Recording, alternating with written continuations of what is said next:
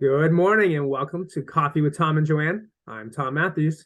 And I'm Joanne Toronto. Thanks for joining us today. We have a great topic that we want to discuss, and it's about multiple offers and a strategy from a listing perspective on how you can execute a great experience for a client or yourself if you're planning to sell.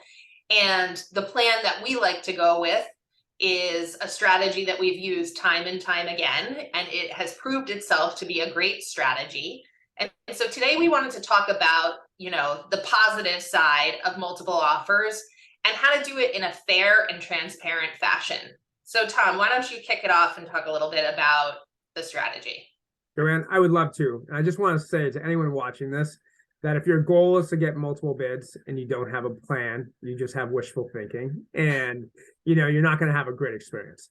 So Joanne and I are giving you a behind the scenes of what we do. And we want to share this because we want sellers, we want brokers, we want people to know what we do because it's effective. Put a home, we do all the marketing a week ahead of time, we go through everything. The home comes on the market with the sign on Wednesday, and showings start immediately.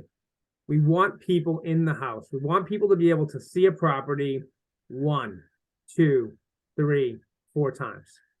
We are not selling Matchbox cars. We are selling properties that you may be raising your family in. It may be a vacation home, whatever purpose that house has for your family. It is something that we want to make sure that you know it, love it, breathe it before you make an offer. Because Joanne, what's for you, when do we start, with showings coming in, what do we usually see with people wanting to see the property? How quickly do people want to see a home? So typically, buyers are trying to work in their home search to their busy calendars. And we all have lives and families and obligations and jobs. And having some flexibility is really, really nice.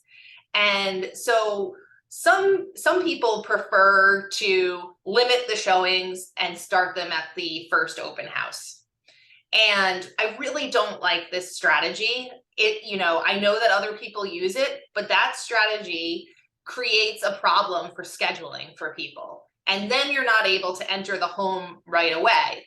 So great, buyers can do a drive-by and then everybody's driven in the same time frame to go look at it. Now, let's put our buyer's agent hat on for just a second. As a buyer's agent, if I'm not able to get into the house until the open house, I'm limited on my time to do my due diligence, which is my job. This is why people hire us, is to do our due diligence, and we're limited because the town hall is closed on Saturday and Sunday. And if offers are due before town hall opens again, there's no chance to do any due diligence there.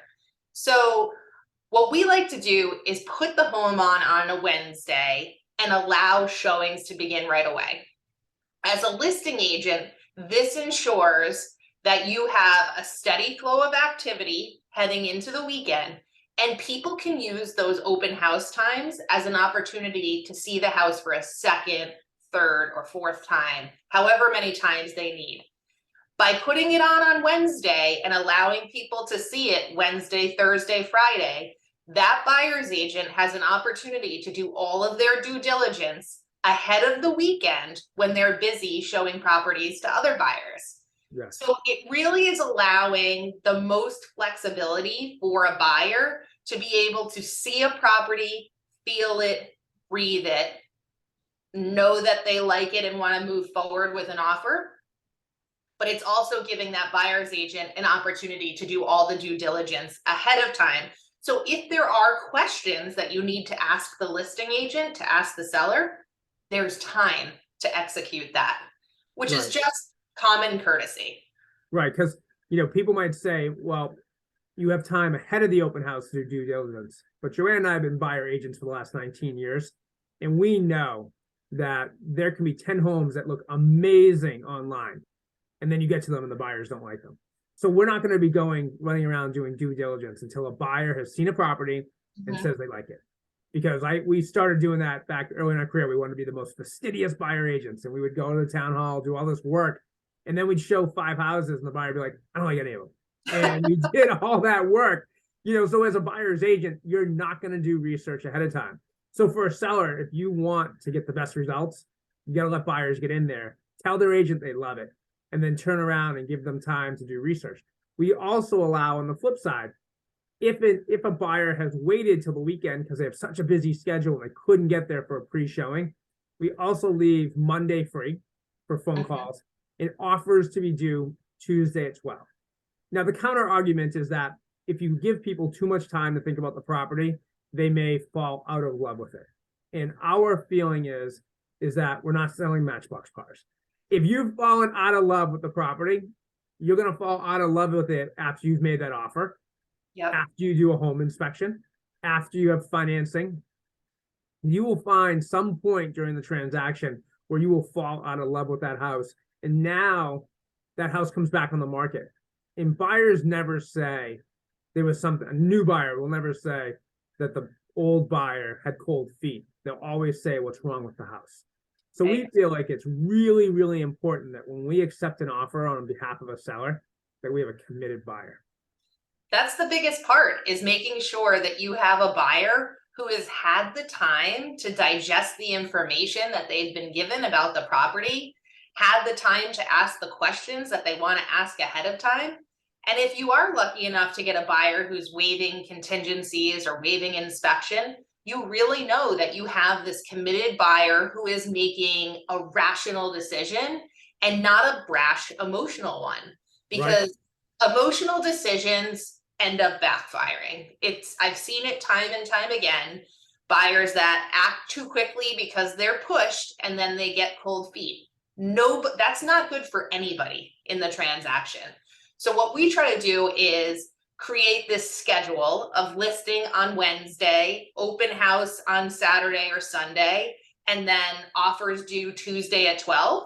Because if your buyer has come through twice, let's say you did a private showing on Wednesday, Thursday, or Friday, they came to an open house for a second showing, but you're busy with other clients, it gives you Monday to also do the due diligence and Monday evening for you to discuss with your clients what your strategy is moving forward. And then as the listing agent, we also have the ability to give more information to garner a higher offer, a better offer, or an offer with the terms that are ideal for the seller, because there's time for all these conversations to happen. But when you're rushed to make, showings start on Saturday and offers are due on Sunday at 5, your agent is showing the house to you, showing houses to other buyers, doing their own open houses, and then also needing to do all the due diligence on a property before Sunday at 5. And they've gotten no time to really rationalize the entire process. This is one strategy. This is what we really feel is the right way to do it for our clients. Obviously, the client drives the ship. So if your client wants to have offers due on Sunday, maybe explain to them what the benefits of pushing that back are so that buyer's agents have the opportunity to do their own due diligence. Great. Ultimately, if a buyer makes you an offer before your deadline, for whatever your deadline is for the offers, if a buyer makes an offer before the deadline and says that they, will not wait for the deadline, they're not willing to play by the rules. And I don't know that you want to go and try and get to a closing table with somebody who is unwilling to play by the rules. Because inevitably something will happen later in the transaction, and now they'll have all the leverage. And if you've lost leverage early on because you said, I have an unbelievable offer that I don't want to lose, then, more times than not, you'll have an issue later on in the transaction. It's not a guarantee, but, the seller, like Joanne said, has the liberty to take the offer they want to take. Our job is to be advocates. We don't live in the house, so we can't make that ultimate decision. But we just want to share something that we consider a best practice, because obviously Joanne and I are passionate about this topic. I think we could probably sit here and talk about this topic for 3 hours, but we just wanted to give an introduction. And if you have more questions, you can always reach out to Joanne and I. But I want to thank you for watching Best Practices on a seller's perspective of multiple bids. I'm Tom Matthews. And I'm Joanne Toronto. Cheers.